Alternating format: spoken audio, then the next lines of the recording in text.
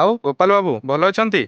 ଆଜ୍ଞା ନମସ୍କାର। ନମସ୍କାର ନମସ୍କାର। ସାର୍ ଆଉ ଆଜି କ'ଣ ଖାଇବେ କୁହନ୍ତୁ? ଆଉ ଆଜି କ'ଣ ଦେଶୀ କେଫେରେ ସ୍ପେଶିଆଲ ହେଇଛି? ଆମର ସ୍ପେଶାଲ ଉପମା ହେଇଛି ସାର୍। ହେ ପୁଣି ସେଇ ଉପମା। ଡେଲି ଡେଲି କ'ଣ ଉପମା ଖାଇଲେ ପୁରା ଦେଖୁଛନ୍ତି ଏସିଡ୍ ହେଉଛି ନା? ମୁଁ ଖାଇବିନି ଆଜି। ସାର୍ ଆମ ଉପମା ଥରେ ଖାଇକି ଦେଖନ୍ତୁ, ଜମା ଏସିଡ୍ ଫେସିଡ୍ କିଛି ହବନି। ସାର୍ ନିଅନ୍ତୁ ଉପମା।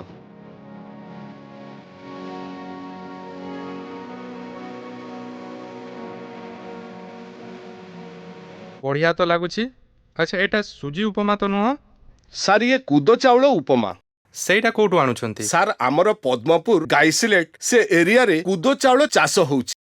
ସେଠିକା ଦୁଇଟି ଚାଷୀ କମ୍ପାନୀ ଅହିଂସା ଓ ବିମଳ ଆଣିକି ଆମକୁ ଦଉଛନ୍ତି। ଆଚ୍ଛା ଅଛି କି ତାର ସ୍ୟାମ୍ପୁଲ କିଛି? ହଁ ଖାଇଲେ ତ ଭଲ ଲାଗୁଛି। ଆଜ୍ଞା। ଏହାର ଲାଭ ବି ତ କିଛି ଥିବ? ଆମ ଦେଶୀ କେବେରେ ପୁରା କୁଦର ଉପକାରିତା ଲେଖା ହେଇଛି, ପଢୁନାହାନ୍ତି। एसिड रक्तचाप और कोलेस्ट्रॉल को कम करे, महिलांका ऋतुकालीन कष्ट को कम करे, स्नायुतंत्र को मजबूत करे, प्रचुर परिमाण रे एंटीऑक्सीडेंट सहित प्रोटीन फाइबर सोडियम कैल्शियम और आयरन रही।